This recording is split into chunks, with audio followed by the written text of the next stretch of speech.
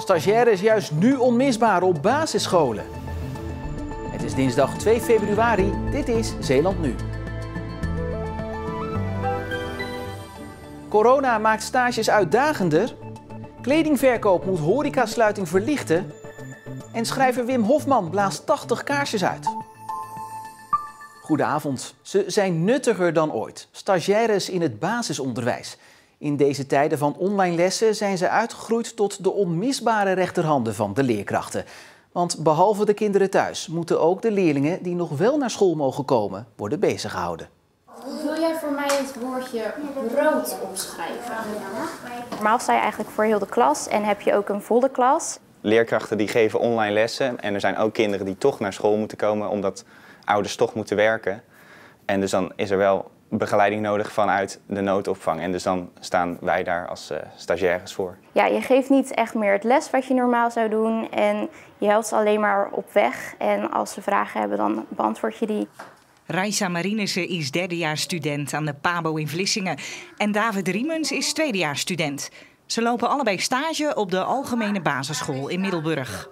Voor de coronacrisis liepen de stagiaire stage in één bepaalde klas.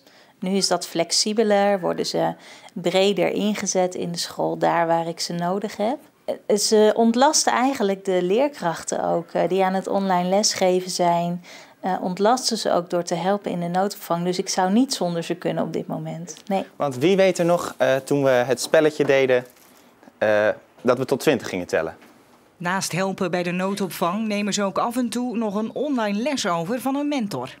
Het is natuurlijk veel fijner als je gewoon de klas kan draaien zoals het normaal gaat. En daarvoor leer je natuurlijk. Ik ben gewoon heel erg blij dat ik in ieder geval iets kan doen en dat ik niet thuis zit. En dat ik gewoon toch ook nog door kan leren op deze manier dan. Want voor deze toekomstige leerkrachten is het een leerzame tijd. Ik heb nu bijvoorbeeld ook klassen gedraaid of groepen gedraaid die ik anders nog nooit had gehad. Dus de leerstof leer je een beetje kennen en je leert een beetje de kinderen kennen in die groepen. Dus dat is wel echt leuk daaraan. Het brengt ook meer met zich mee en de opleiding wordt ook niet minder druk. Ja, je hebt wel meer taken en meer verantwoordelijkheid en dat is niet per se slecht. Je leert er heel veel van. Ze lopen allebei 2 dagen stage. In deze tijd mogen dat er van de directeur best meer zijn. Zeker met derdejaarsstudenten hebben we daar ook wel gesprekken over of dat uitgebreid kan worden. Maar dat doen we eigenlijk alleen daar waar het mogelijk is, ook voor de studenten zelf. Voor David is het een gekke dag. Het is zijn laatste dag bij groep 8. Hij stapt straks over naar de kleuters. Je hebt een half jaar met deze klas ben je meegegroeid, je hebt ze leren kennen en dan moet je online toch afscheid nemen. Het is toch niet zoals je had gehoopt eigenlijk, maar ja. Doei! Doei!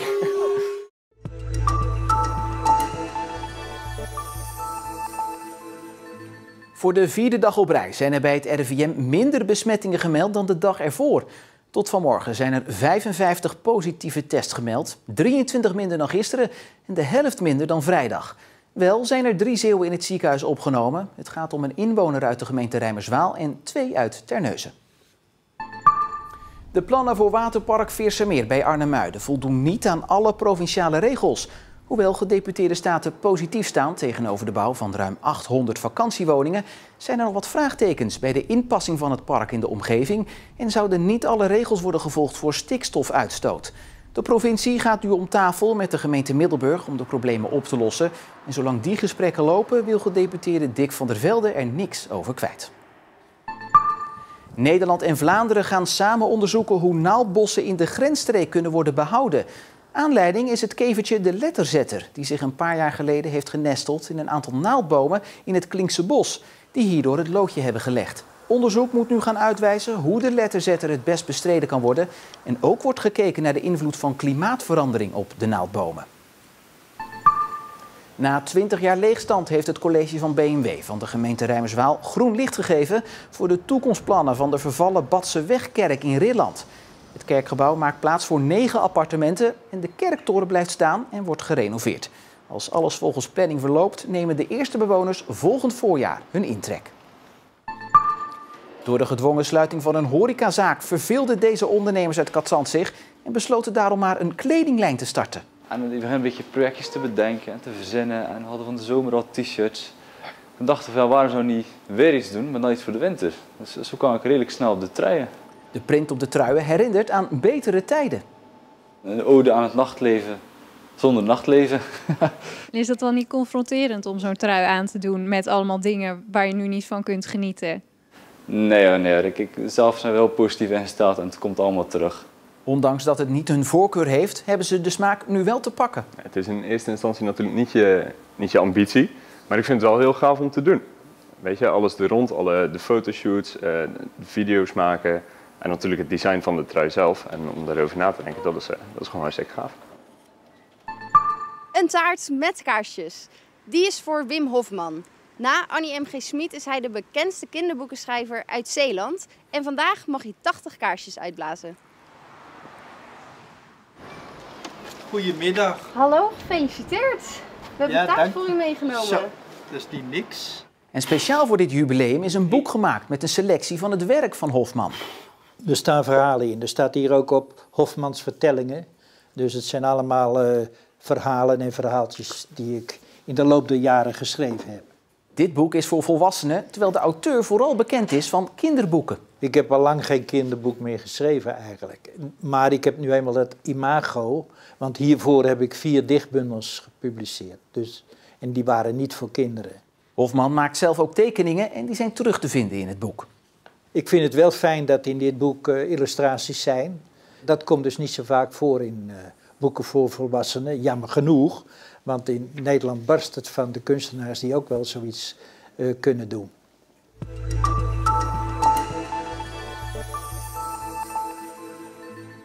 Het was de eerste keer dat de 19-jarige Eline van Eikeren MDMA gebruikte. En die ene keer werd haar ook meteen fataal. Eline overleed als gevolg van een overdosis. Haar zus, Joël, grijpt het verhaal van haar zus nu aan om anderen te waarschuwen voor de gevaren van drugsgebruik. Ze was zo'n goede zus voor mij. Ze was altijd echt een super behulpzame, vertrouwbare, betrouwbare, lieve en sterke meid was het echt. Ze zat op HBO verpleegkunde op de HZ en ze wou daarna eigenlijk geneeskunde gaan doen om echt arts te worden. En dat was echt haar allergrootste droom. In de nacht van 20 oktober gaat het helemaal mis met Eline. Ze gebruikt drugs samen met 2 vrienden. Ik had haar die nacht nog gesproken via social media. En ik word om 7 uur wakker gemaakt. Ja, de politie is er. En ik kom beneden en er zitten 2 agenten op de bank. En dus ik zeg, wat is er? En dan hoop je dat ze zeggen van, ze heeft een ongeluk gehad, je kan naar de toe of zoiets, weet je wel. Maar toch gaat er iets door je hoofd heen van, ze komen hier niet voor niks. En toen zei ze eigenlijk al snel van, ja, ze is vannacht overleden. Uit onderzoek blijkt dat Eline is overleden aan een overdosis MDMA. Maar een overdosis, dat heeft de politie me ook uitgelegd. Ja, dat kan voor iedereen verschillend zijn. Ze was altijd best wel een super mager meisje. Ja, ze had een slechte weerstand altijd. En ik denk dat ze de combinatie van alles, dat ze het gewoon niet aankon. De gevolgen van MDMA zijn natuurlijk oververhitting. Dus je krijgt het heel warm. Ja, je hebt dorst. En ja, je hart gaat heel erg hard kloppen.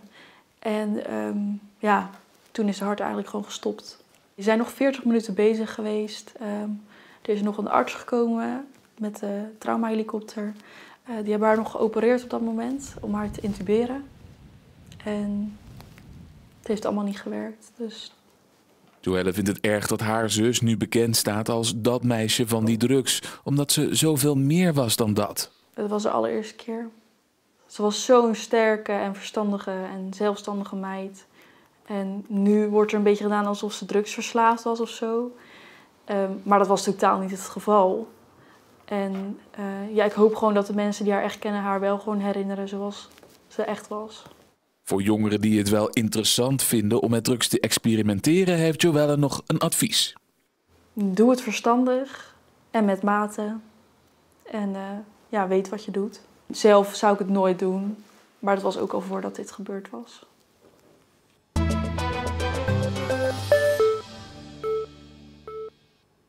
Voor een bemiddelingsbureau dat horecapersoneel aan een baan in de horeca helpt, is er nu niet zo heel veel te doen. Daarom richt bemiddelingsbureau Flexbaas zich nu op andere sectoren die door de coronacrisis juist staan te springen om personeel. We hebben eigenlijk in november, begin december echt een hele drukke piek gehad. Toen hadden we zo'n 40 mensen via ons aan de slag. En we zijn nu eigenlijk ook weer volop bezig met het vinden van ook nieuwe opdrachten. Hè. Dus daar ligt voor nu onze focus op dit moment ook weer.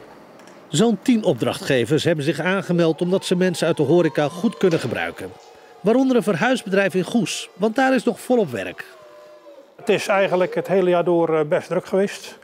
Wat we ook merken is dat de woningmarkt natuurlijk nog steeds een beetje raar doet. Dus mensen kunnen soms moeilijk van hun huis afkomen. Toch nog best wel als het duurdere huizen zijn. En dan lukt het ineens en dan moet de inboedel eruit. En dan komen wij om de hoek kijken. De 20-jarige Max uit Middelburg is normaal gesproken ZZP'er in de horeca. Maar hij werkt nu tijdelijk als verhuizer. En hij is er blij mee. Het is natuurlijk ook omdat ik nu wacht om te beginnen op mijn studie. Is het wel fijn dat ik gewoon kan blijven werken. En vooral als ZZP'er, het is natuurlijk moeilijk om in deze tijd, als je nog niet echt iets van diploma's hebt om voor langere tijd ergens te gaan werken. Dus dit is eigenlijk ideaal en zo kan ik nog een beetje blijven sparen voor straks. Klinkt logisch, maar het is een match die onder normale omstandigheden misschien niet zo logisch zou zijn. Dat beide partijen openstaan voor deze samenwerking is bijzonder volgens Dogen. Omdat vaak toch nog in hokjes wordt gedacht. Hè, van wat moet ik nou met een horeca-medewerker in bijvoorbeeld een productiebedrijf of als verhuizer. En juist nu zie je dat bedrijven, maar ook zelfstandigen daar wel voor openstaan. Waarbij dat in normale omstandigheden niet zo snel zou gebeuren. Het verhuisbedrijf had er meteen vertrouwen in. Geitenbeet draagt de horeca een warm hart toe. Ik ben zelf best een liefhebber van de horeca, dus ik weet dat er hard gewerkt wordt, dat mensen vaak goed met mensen om kunnen gaan. Het zijn geen verhuizers natuurlijk, maar toch, ik dacht we gaan het eens proberen. En zodoende zijn er een aantal mensen hier aan de slag gegaan en dat is eigenlijk heel goed bevallen. Ook bij Max bevalt het goed, vooral omdat het voor een paar maanden is. Die flexibiliteit vindt hij erg prettig. Doordat ik op zich al wel redelijk bij wat restaurants heb gewerkt, dan wen je er wel aan als ZZP'er om telkens van plek naar plek eigenlijk te gaan. Dus daar heb ik zelf niet zoveel moeite mee. Ik vind het juist wel leuk om dan weer daar te kijken, dan weer daar te kijken. En, dat zie ik juist wel als iets leuks in plaats van dat ik dat vervelend zou vinden. Hoe langer de horeca dicht moet blijven, hoe meer aanmeldingen Dogen verwacht van mensen die op zoek gaan naar ander werk. Maar die zullen veelal niet blijven. De mensen, en dat is wel mijn verwachting, die ooit zelfstandig zijn geworden als student, net als bijvoorbeeld Max, in de horeca, die zullen naar alle waarschijnlijkheid ook wel weer grotendeels terug de horeca ingaan op het moment dat de horeca weer open gaat. Dat is wel mijn verwachting. Tot dan hoopt Dogen nog veel ZZP'ers via zijn platform aan werk te kunnen helpen.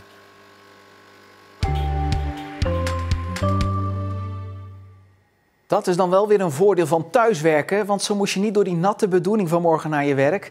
Vanmiddag brak de zon gelukkig nog wel door, maar dat duurde zo kort dat we er geen bewijsmateriaal van hebben kunnen vastleggen op de gevoelige paad. Morgen komt er opnieuw regen op ons af, met vooral in de morgen langere tijd buien. Tegen de avond klaart het op en wordt het uiteindelijk nog zo'n 10 graden. En donderdag wordt het beter, droog en kans op zon. En tot zover Zeeland Nu voor vandaag. Nog een fijne avond en tot morgen.